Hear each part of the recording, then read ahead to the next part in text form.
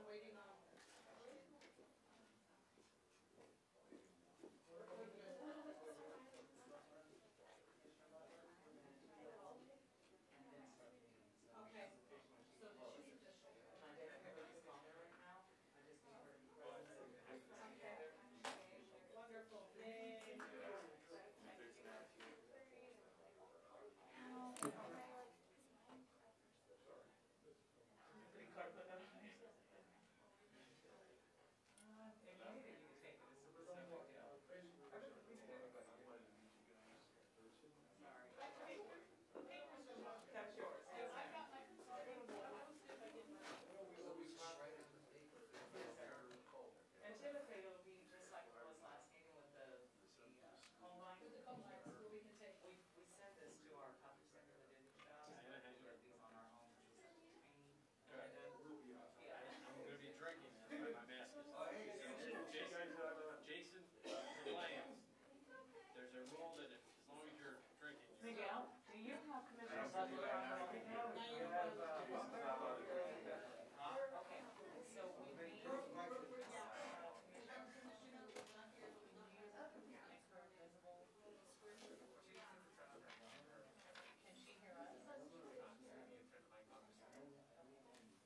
Commissioner Butler? Commissioner Butler, if you can hear me. There you are. Turn on your mic. We need to do the oath of office together before we start the meeting. Are you there? Can you hear me? Yes. You're just going to repeat after me, and you're going to say your name, and we're going to just go through the entire oath, and then once we do that, we'll start the meeting, and you'll be official. Okay. Okay. I did this at the last meeting. Did you not hear me? I didn't know you were here at the last meeting because we had you absent. Okay. That's fine. Yeah, she's actually on the phone. She's on the call, on the Zoom call. We haven't started the meeting yet. If you've already done it, we won't make you go through that again, but we didn't have a record of that. Let's just do it again. Okay. Okay. City Attorney says we have to do it again. We'll just run through it really quick. Appreciate your patience. Okay. No problem. I, your name, I, Rochelle Butler, do solemnly affirm do solemnly affirm that I will support and defend the Constitution that I will support and defend the Constitution of the United States of the United States and the Constitution and the Constitution of the State of California of the State of California against all enemies, against all enemies, foreign and domestic, foreign and domestic, that I will bear true that I will bear true faith and allegiance faith and allegiance to the Constitution of the United States to the Constitution of the United States and the Constitution of the State of California, and the Constitution of the State of California, and that I take this obligation and that I take this obligation freely, without any mental reservation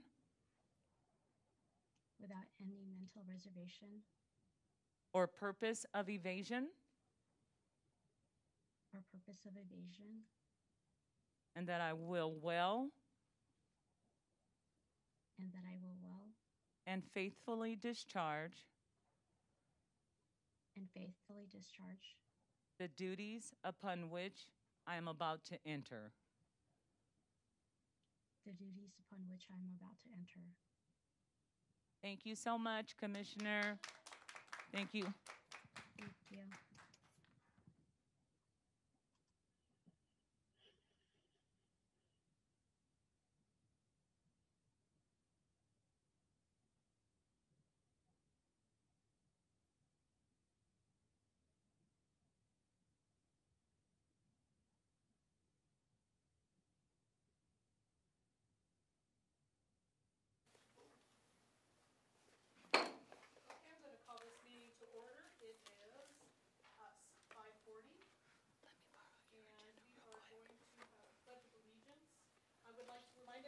Please make sure that all your cell phones and pagers are please turned off or in silent mode.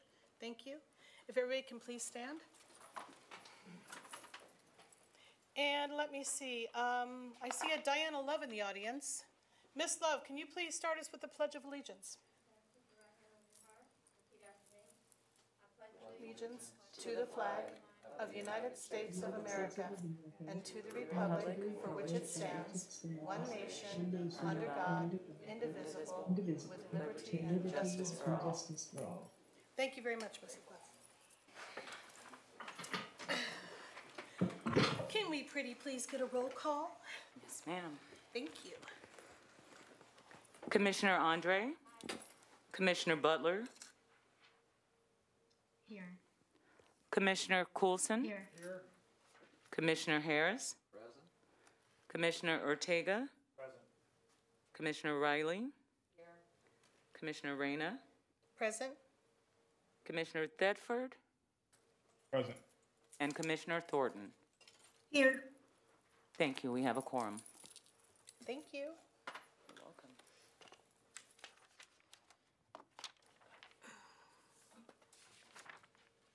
We are going to have our public comments read. Now is the time for the public participation for any person wishing to speak to the Advisory Redistricting Commission on matters listed or not listed on the agenda within the jurisdiction of the Commission. If you are attending the meeting by phone, please press *9 to raise your hand. If attending by personal computer, please click the Raise Your Hand button, press *6 to unmute yourself, state your name, and begin speaking. Please note that there is a 3-minute limit imposed on each speaker. Madam Chair, at this time I have one speaker's card for Mr. Jason Zink, Jason Zing. and he is speaking to item number 4. Public Item comments. number 4. Do we have any e-comments? Not at this time.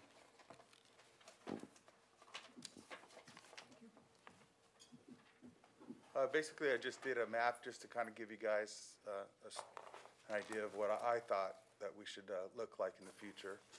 I believe in simplicity, and I believe in landmarks, like railroads and Sierra Highway, the freeway, and things like that, the wash, and using those as districts. So when you're driving around our city, you kind of know whose district you need to call, you know, what council member you need to call to say, hey, we got a problem over here.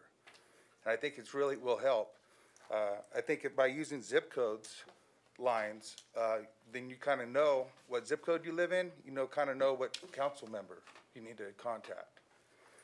So, and I believe in a very central, strong district, the first district, to include all of the central area. Because to me, that's the area that needs the most work. That's the biggest area with minorities, lower income people, and people that are going to need, government assistance in one way or the other. Right now, the person that represents the first district lives, in Annie Verde community, and he, lives on, works by the freeway. So how many times does he get to go down to, the central part of Palmdale? You don't really know nobody unless you walk in their shoes. You don't know any district unless you walk in their shoes. I was one of the biggest proponent for districts.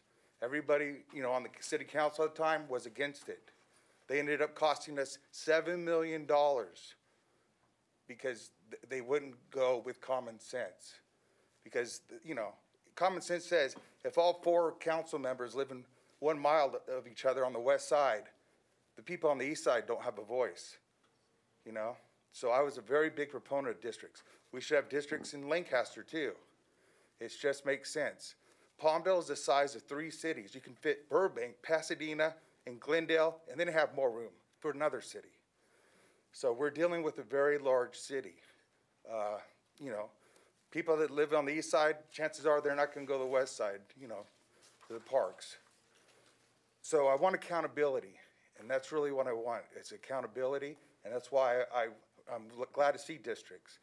My biggest problem with the districts, though, the council members that live in the districts, is that they should have district committees. So people can be a voice to those people, to that district person, so we can get these districts looking nice. These districts look awful. This is not a pretty city that we live in.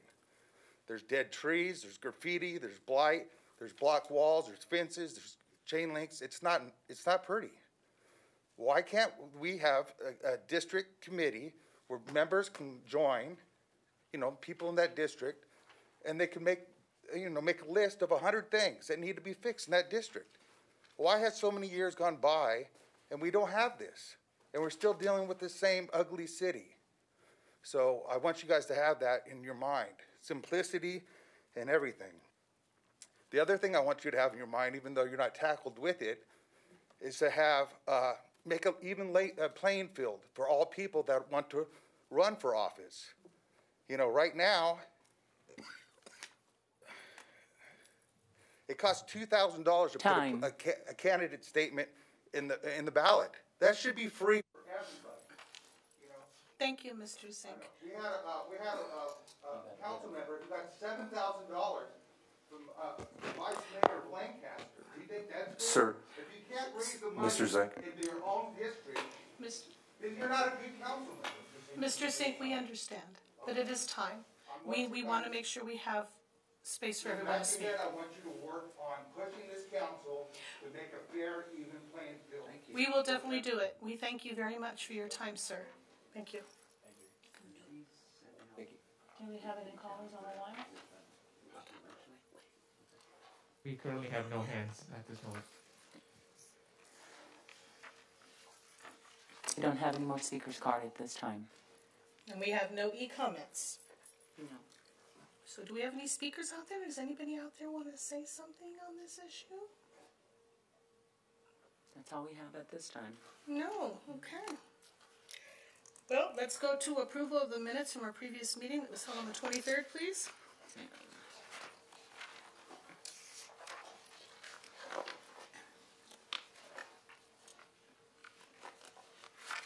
Has everybody had the opportunity to read the minutes? Is there any changes that anybody has seen? Okay, so I move that we accept our minutes. I have 2 seconds. One from Mr. Harris and Commissioner Andre.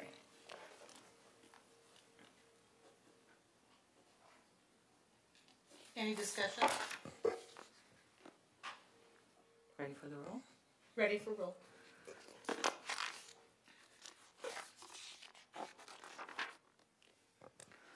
Commissioners Andre? Aye. Butler? Aye. Coulson?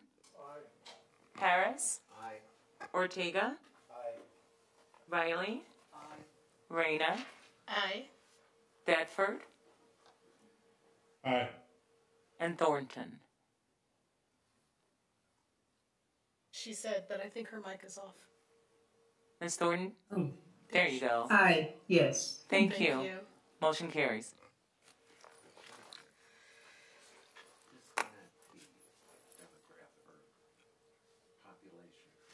No, it's not yet. We can talk about that later.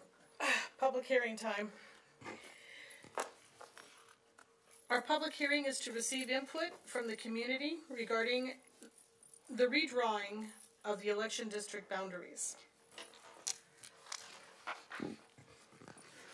At this time, we'll turn it over to NBC and Tripepi, our consultants, who will make a presentation regarding the overview of redistricting.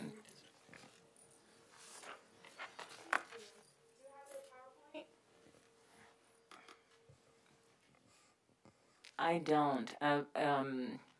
I thought that someone from your office was going to make the presentation.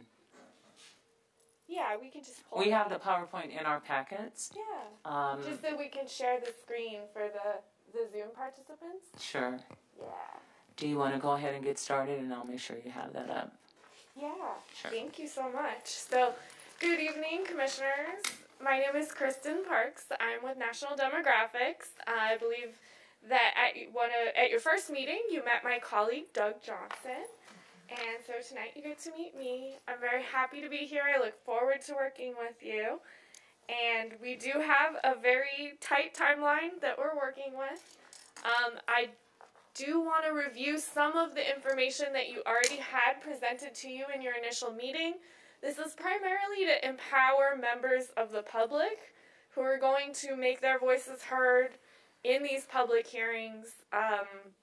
We want to make sure that they have all the same information that you do on how the process works, what to expect, what the legal criteria are, and then once we do get that PowerPoint up, I do have for you a demographic summary of your existing districts. So I think that that is new population data for you, so you can get a sense of what your starting place is, what the current districts look like, and what the population balance is.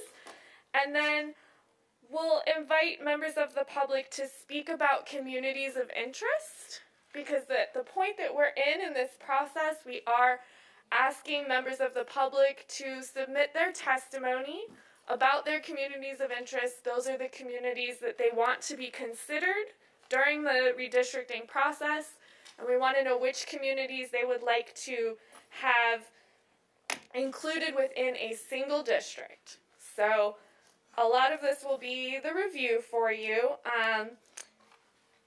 Of course, this is the first time that Palmdale has ever gone through redistricting. So for any members of the public who are not familiar with this process, this is new to everyone here. Palmdale recently switched 2 districts, as we just heard from our member of the public.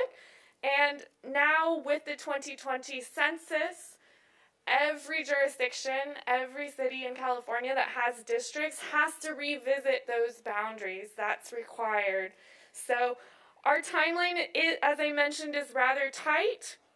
We are looking at a deadline of April 17th for the city to adopt its new map.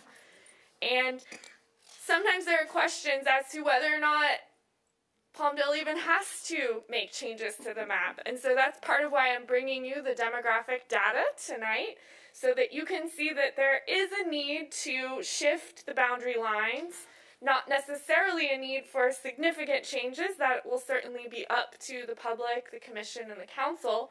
But in order to ensure that each district has relatively equal population size, we do need to adjust the boundaries to some degree. So for anyone who's asking or curious, do we even have to do this?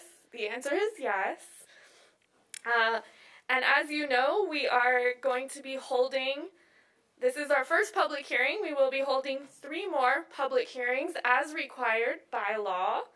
And there will also be a workshop held in each of the current districts to give the public an opportunity to weigh in and participate in drawing district maps. So I will point out that those community workshops reflect the efforts that the City of Palmdale is making to go above and beyond what is required by law to engage the public and seek public participation. So very briefly, for the benefit of the public, I want to review the legal requirements for redistricting. There are federal laws as well as state law that govern redistricting, and we will be referring back to these throughout the process. So I believe this is, if you want to jump to slide 4. Thank you so much, Shanae, for the magic over here behind the scenes. So this is perfect timing, because really this is the thing that I don't want to talk about without, especially the folks on Zoom, to be able to see what I'm talking about, which is the law. So, of course, federal law is always going to take precedent, and as I mentioned, federal law says that each district must be equal in population size. So that is the main driver of the redistricting process. Also from the federal government, we have, and many people are familiar with, the Federal Voting Rights Act. And that's something that we have to keep in mind when drawing district boundaries, because the law says that we need to be careful not to dilute the voting power of protected classes of voters. So we will be looking at those protected classes. However, we cannot draw district boundaries using race or ethnicity as the predominant factor. That is considered racial gerrymandering, and that is something that we want to avoid, and we're going to avoid that by considering many characteristics that bring our communities together. The state of California has a new law, the Fair Maps Act, that gives us very specific instructions about district drawing. So in redistricting, California's new law says we must consider these 4 criteria in order of their importance. So the first criteria is that districts must be contiguous, which is, a fancy way of saying that each district must be one piece. It has to be one piece where every part of it is connected. You can't have part of that district be a disconnected, separate piece. Of course, with the exception of if your city has disconnected pieces to it. The second criteria, and this is the one that we are focusing on today, is to minimize the division of neighborhoods and communities of interest. What this means is that when we have a district line, we want to try to avoid putting that line right through the middle of a neighborhood or a community of interest that has come forward and identified itself as having an interest in being represented within one district. So we want to minimize that. That's not to say that there can't be divisions, particularly if we are doing something like complying with the Voting Rights Act, right? That would take precedent. But we want to minimize those divisions to the extent practicable. We also want to create easily identifiable boundaries. So we want to have our district lines follow things that can be easily seen and described by neighbors. So roads, waterways, landmarks, things that folks are familiar with so that they know which district they're in. The fourth criterion from the state law is to draw districts that are compact. And the way that's defined in state law is similarly, if you want to think about how you're drawing the boundaries, a compact district does not skip over one area where people are in order to capture or draw into the district a farther away group of people. So similarly could be thought of as about the shape of the district, but again, that is the last criteria. And California law says that we are not going to favor or discriminate against any political party. This is, I think, helpful for members of the public to understand that when we are looking at demographic data and we are identifying our communities, one of the things we're not looking at is partisan identification. So we are not looking at political party data at all. That's one way we can avoid having that factor into our considerations. Other goals are also permissible, but just with the federal and state law, we have quite a lot on our hands to deal with. So once we've ensured that we've addressed those areas, we can consider other goals. For instance, maybe we don't want to move any voters who are currently going to be voting in 2022. We don't want to take that away and force them into a district that won't get to vote until 2024. So there are other considerations, and perhaps ones that are unique or specific to Palmdale.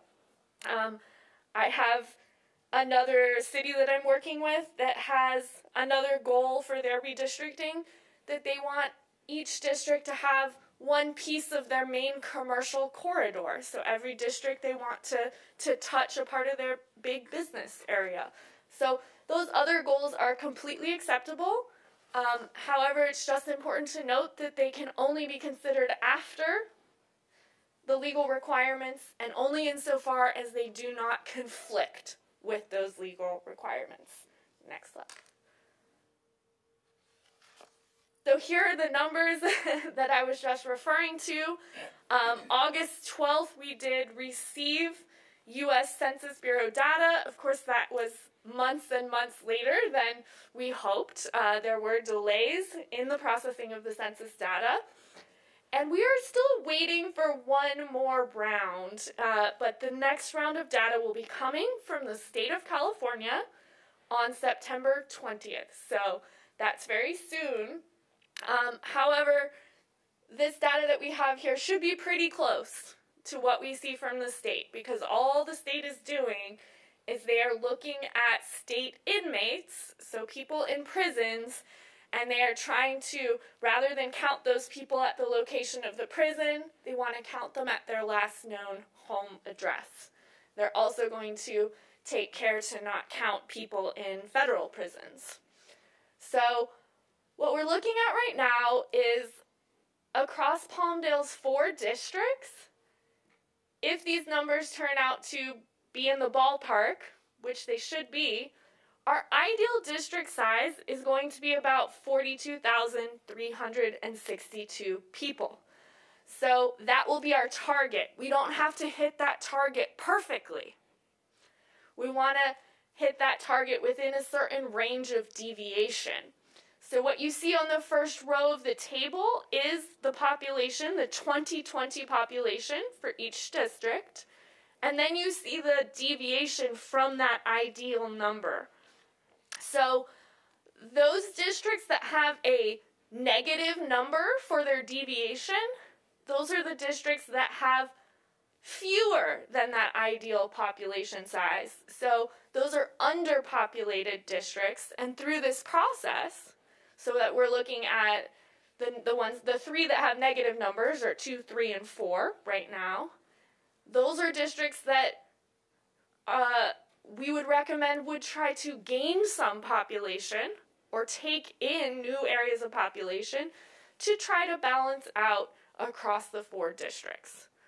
Why do we care about equal population? Well, not just because federal law says we should, but because it is a fairness issue for each council member, right? Each council member should represent roughly the same number of people so that everyone is fairly represented in the city. I've highlighted the total deviation, that's 6.51%. What that is the difference, the deviation, the difference between the largest district and the smallest district. So the reason we look at that total deviation is because that's going to be one of our little guideposts here. We want to keep that total deviation under 10%, which, you know, it's good to see that it already is. We can get it a little bit lower, perhaps, to equal out the districts a little bit more, but you're actually not very far off. I'm seeing a lot of other cities that have huge deviations, so that's good news, perhaps. What you also see here are the racial and ethnic breakdowns for each of the 4 districts. Again, this can be helpful when we are thinking about factors that bring us together in these districts and in our communities, but we are not drawing our districts based solely on the racial and ethnic demographic information. Next slide.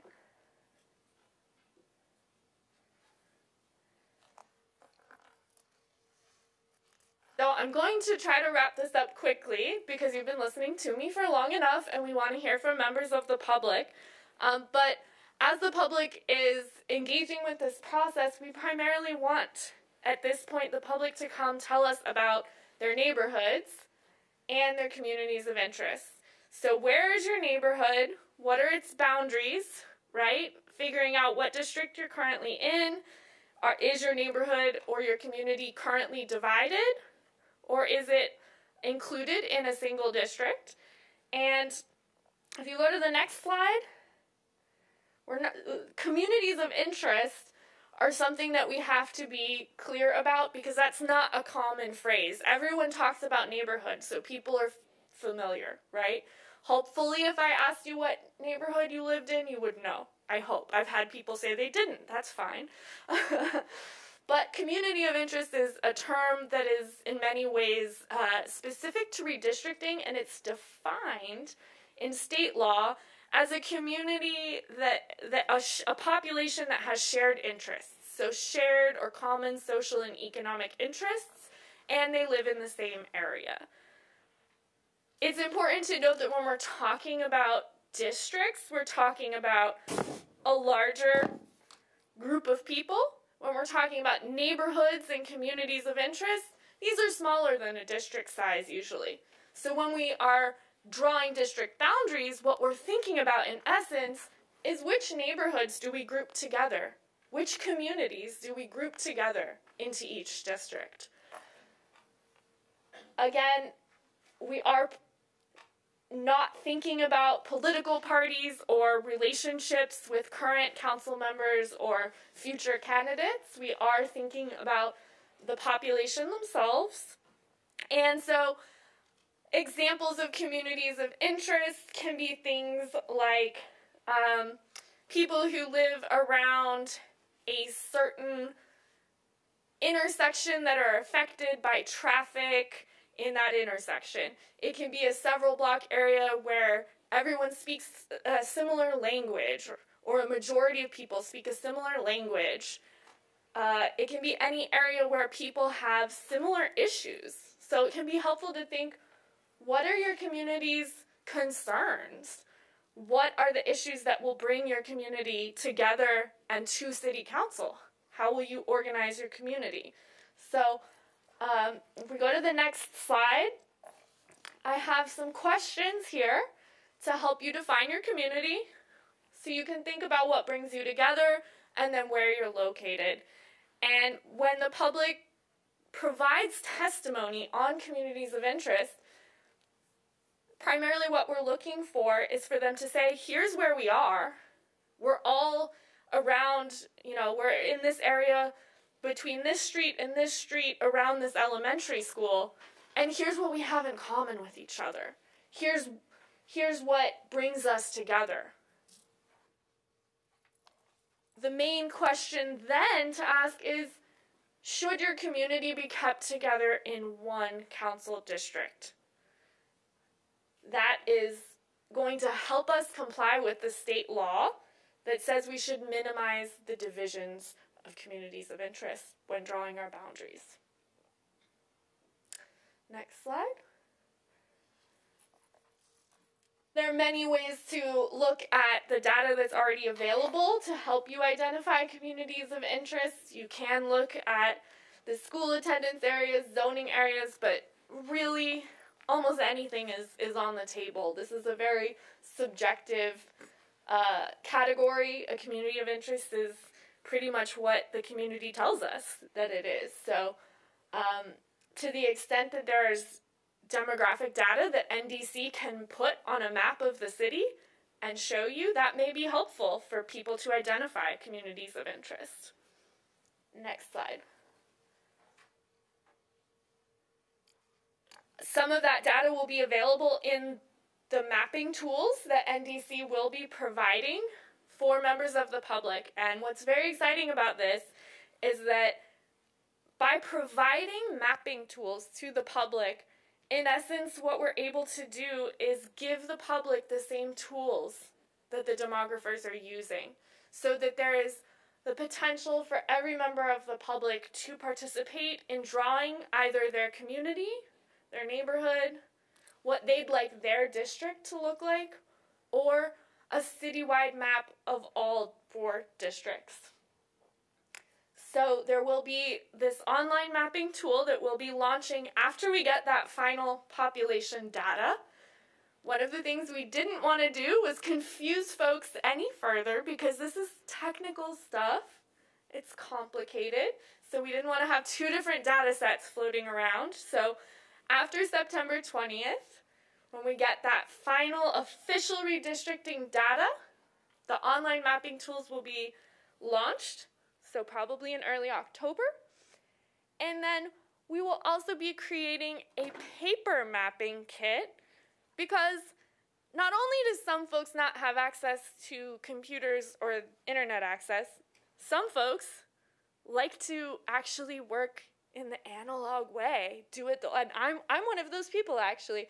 For all of my clients where I have a paper map, the first thing I do is sit down with a paper map, and then I go to the online map. So I think that these tools are essential that we have available in different modalities for different skill levels, or even just different amounts of time that people have to spend. So the paper maps will be available at the future meetings, right, with the updated population information. You can draw directly on them, you can mail them back, or you can drop them off, or you can take a picture and email your paper map back to us. It's important to note that all of the maps submitted by the public will be entered into the public record, and this commission will be considering every map received. NDC processes all of the map submissions and presents them publicly, and this is a fully transparent process. So I just want to encourage members of the public, these tools are not yet available, but they will be. We will have tutorials, step-by-step videos for you on how to use them, and we hope that you make full use of those opportunities. Next slide. So these are some of the upcoming workshops that we have. Again, I'm going to direct you to the Draw Palmdale website to get more detailed information on the schedule, on everything that you want to know about redistricting. Go to the website. Next slide. Okay, so I'm going to close here by, again, encouraging the public to make comments and get involved. I'm happy to see that in Palmdale there's been such robust outreach, and you are already getting members of the public interested. That's very, very good, and these upcoming workshops will be an additional opportunity. So I will stop here, take any questions from commissioners. I have questions. Yes, please. Thank you. Fantastic. So for not just for myself, but for the public and the people that are viewing, when we do have these community workshops, will we be able to have that paper participation kit at those workshops for them to be able to utilize or take or be able to do? Absolutely. And one of the coolest things I've ever seen is one of my clients that showed up with colored pencils. Because, you know, you can draw boundaries, but if you're drawing them all, you know, with a blue pen. So yes, those will be available on paper at those workshops. Okay, and I do know that sometimes certain industries bring small type of iPads or things like that for people that don't have access to computers or software at home to be able to utilize that as well. Will you be bringing anything like that to any of these workshops? So for the purposes of security and just technology, we usually have the city provide a laptop or two. With COVID times, the public has been a little bit more hesitant to use the shared computers at workshops. Okay. However, having them available, I think, is a best practice, and we can also encourage folks to utilize our public libraries to access online tools as well. The demographic information for which you're waiting, how is that broken down by zip code, by area code, by school district? How is that broken down so it can be utilized to make sure we're in compliance? Yeah, that's a great question. So the data that we're working with geographically, it goes all the way down to the census block. That's the smallest unit that we're able to use geographically. And that's what we'll need to use to draw the district boundaries. We will draw district boundaries based on the census blocks. Some of the data is available at, you know, block group level, and then NDC actually disaggregates it down to the block level. So everything that you and the public will be able to look at will be down to the block level. A census block is more or less a city block. Sometimes they're larger or strange shapes or pieces of freeways, but they are the smallest geographic unit. Any committee members have any more questions? Yes, I have a couple of questions. Regarding the deviation percentage that you stated we currently have for our city, what cities are you comparing that with to give us an idea of what the range should be? Can you provide information for other cities the size of Palmdale and what their deviation rates are? So actually what we're primarily looking at is not so much other cities, but we are looking at trying to be legally compliant, and there is a federal court case that suggests that a 10% total deviation is presumptively constitutional. However, historically, NDC and many cities have aimed for a 5% or fewer total deviation. So we are going to, you know, presumably that 6% is okay. However, even if you don't want to balance the population anymore, we do have to revisit the district boundaries in light of the new state law, the California Fair Maps Act, because when those boundaries were adopted, that law didn't exist yet, and so now we are actually required to consider those specific criteria. Understood. And then you mentioned, I brought this up, I think when someone from NDC spoke with us last regarding the outreach program. You stated that, there's a robust outreach program and you're getting response. How is that being gauged? How is that being measured? Do we have any, are people registering for these upcoming seminars? Do we have any idea how much the public is involved and how well informed they are at this point? I can probably pass that question to City Clerk or to our outreach firm representative. But it is a very important question. I think we'll both answer. Sydney, come on up. Just from my perspective as the City Clerk, one of the things that we've done within the city and our communications department is to put out public press releases for the public in both English and in Spanish, making the public aware of the workshops, the schedule, and where we are in the process of redistricting. Sydney, I'll let you expand if you... Yes, so with that, we also have a robust social media and also mailing outreach that we're doing. So all of the community workshop dates will soon be mailed to all of the residents. And we are, with the community workshops, we're also doing phone and email outreach to the contact list that the city has provided for us to make sure that we are reaching the community and making sure that all of these organizations that are community-based are sharing this information with their constituents. All right, so if I'm a member of the public, which obviously I am, how do I get involved in it? I personally haven't heard anything about this outside of these meetings. That's why I'm asking these questions. And so I'm trying to get an idea. I've received nothing in the mail. I don't know where to look on social media. And since we're here, at a public hearing, I think that if there's a way, if there's an account that needs to be followed, a site that needs to be visited, that at the very least should be put out so that people, if they can, add their name to that contact list, they can be informed, or we can help to ensure that people are informed. I don't have any information like that. Commissioner Thetford, this is City Clerk Smith. We have put out a Palmdale Connections magazine, and the very first article on the front cover is all about redistricting is underway.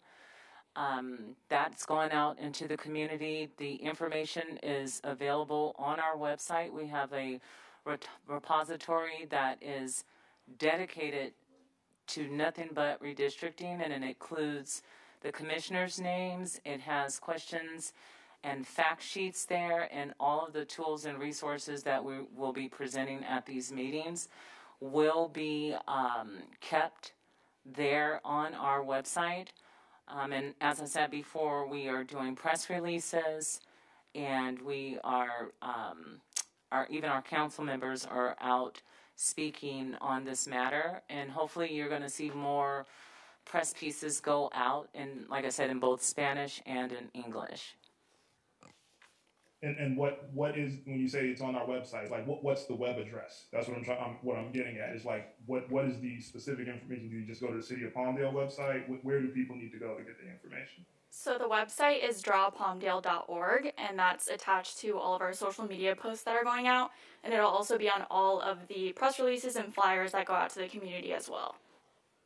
Gotcha. Okay, so but that stuff has not been mailed out as of yet, is it?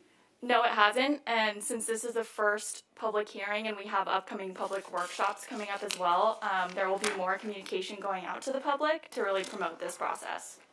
Okay, perfect. Thank you very much.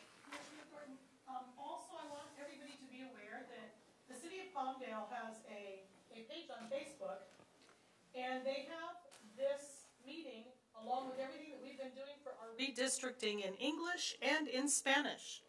So we also ourselves have that opportunity of sharing that on our Facebook pages and putting it out. I know that I have been putting out drawpalmdale.org now for the past 2 weeks. Once a week, or well, actually every 3 days, I put that out on my page, and everybody's been asking questions on what is it. So I send them to that, and then that's how they learn about it. That's, because I know that we don't have a lot of that paperwork out yet. So that was my way of pushing. So that's an opportunity that we all have as commissioners to make sure that our community is involved as well, that we have that access. And I'd like to thank the city for putting that out in English and in Spanish. Thank you very much. Does that answer your question, Commissioner? No, yes, it answers it perfectly. I just wanted it to be stated in the meeting because I felt like it hadn't been verbalized, and I want to make sure that people are aware and we're doing everything that we can to get the word out. Absolutely. Thank you. Are there additional questions from the commission? I see that Rochelle Butler has her hand up. You can unmute yourself whenever you need to. Okay, it's been a while since I had a statistics class. I just had a question on deviation. Because I noticed one district is 4.25%, higher, and then the other ones, if you sum it up, is 4.25% negative the other way. So I was just wondering where 6.51 is coming from. Yeah, you can actually add up the absolute value of all of those. So ignore the negatives, and you're just going to add up all of the numbers of deviation for each district, and that's where you should get that total deviation number. But it's a great question. So then, wouldn't it be like 8.5?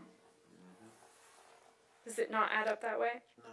No. Oh, so if we look at the largest district, and I'll do this math right now, which is 44,162, and we subtract the smallest district, which is 41,403, then that's where you should get the total deviation. So let's make sure that adds up.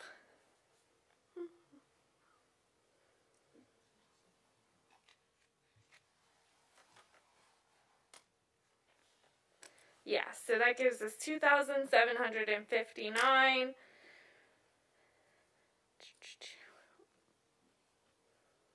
Sorry, I'm trying to go back to this PowerPoint. Okay. Yeah, which would be a percentage of that ideal, which, where is it? So the ideal number being 42,362.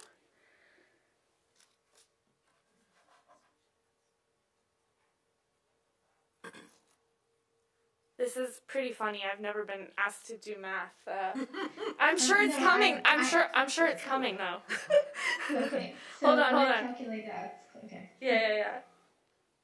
It looks like that could be 6.47. So. 362. Yep, and that's where you get that total deviation of just over 6%. Yeah.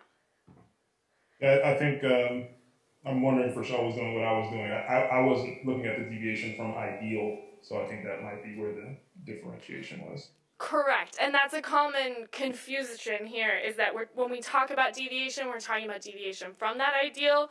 Where does the ideal come from? Well, if you take the total population of the city, you divide it by the number of districts. So, yes, and thank you, because when I was telling you to add up the percentages, that wasn't correct. So now we know that the total deviation, the only way to think about that is the difference in size between the largest population size district and the smallest, and how far off that is as a percentage of the ideal district size. Okay, thank you. No, thank you. Are there any more questions? No colors? No hands raised? There are currently no hands raised at this time. And I do want to give a quick reminder. When you do speak, please turn your mic on, or else they won't be able to hear you on the call. Gotcha. Thank you. Thank you.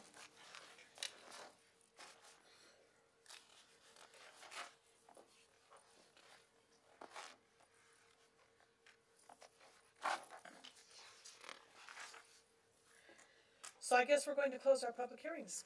Oh, is there room for public? I don't hear public. You'll open the I'm going to open the floor for our public hearing.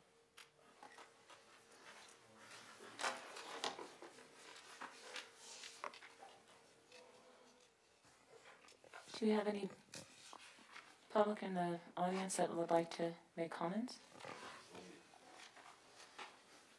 Also on my map, commissioners, I showed you master plan communities like Ritter Ranch, Joshua Ranch, Anna Verde, and which could have explosive growth areas. If you look at Desert View Highlands, that's the unincorporated area. It sits behind El Torreo on 10th Street West and Elizabeth Lake Road. That's about a population of 4,000 people that the city, I believe, within the next 10 years will be part of the city. So it's just little things like that that you should be aware of. But I'm going to give you a real-life story of what happened. There was a candidate. She was African-American.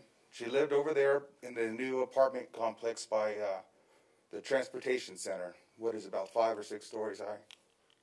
And she was awesome. She was a great person. She would have made the best council person ever.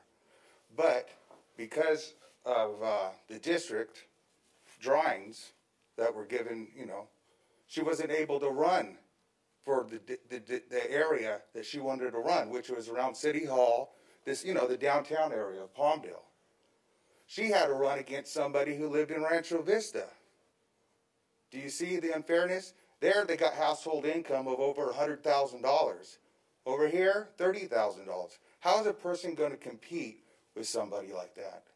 So I want you to think about that, that's why I say the central district has a lower income level. Give those people a chance to be able to compete against the big boys. And like I say, I wish this was more than just district drawing.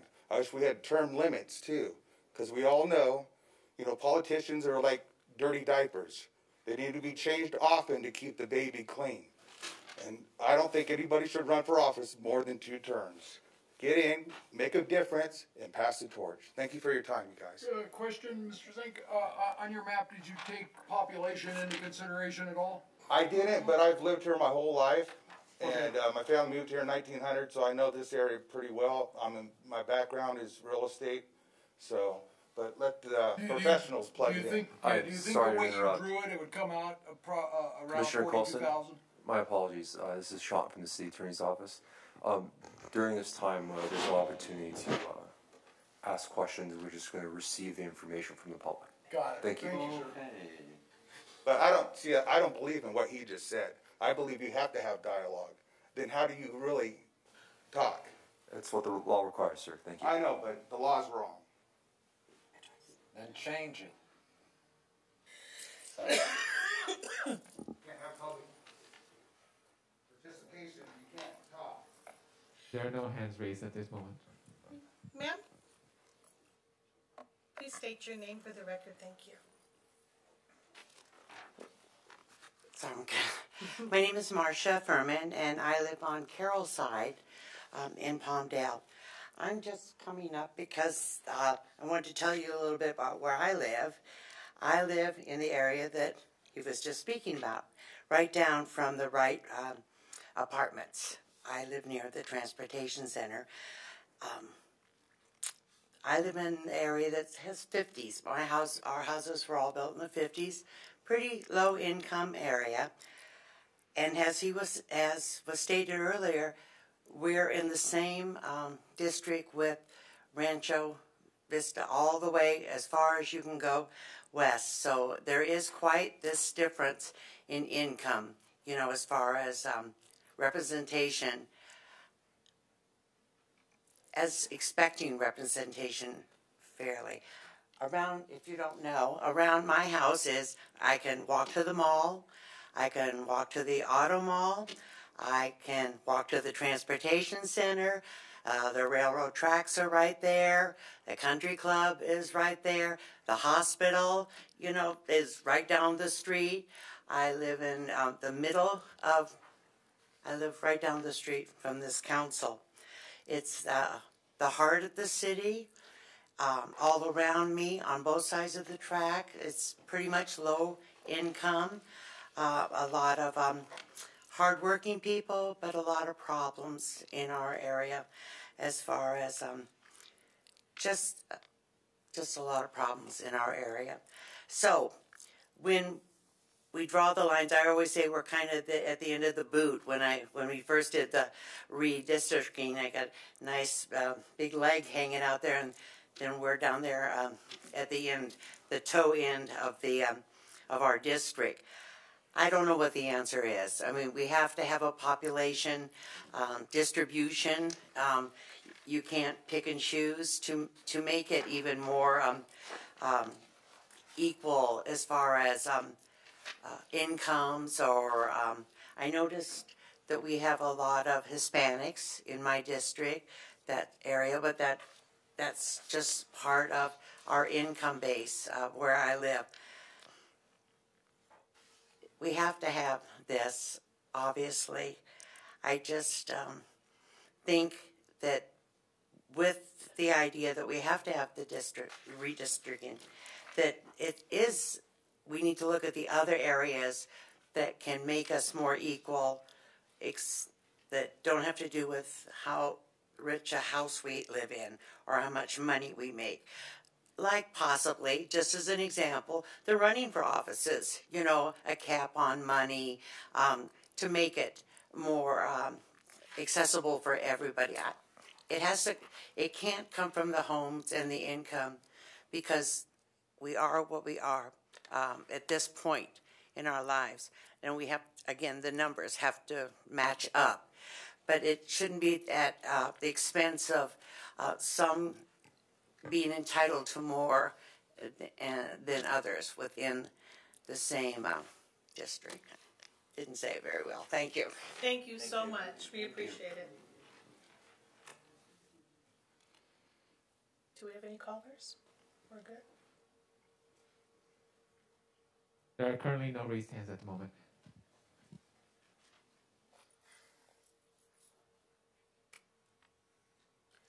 Public hearing? We are going to close. Excuse me. We need a motion to close the public hearing. So moved. Oh, I'm sorry. I'm like over here. You want a motion? Commissioner Harris, make the first. And who's the second? I second. Thank you. Okay. Public hearing is now closed.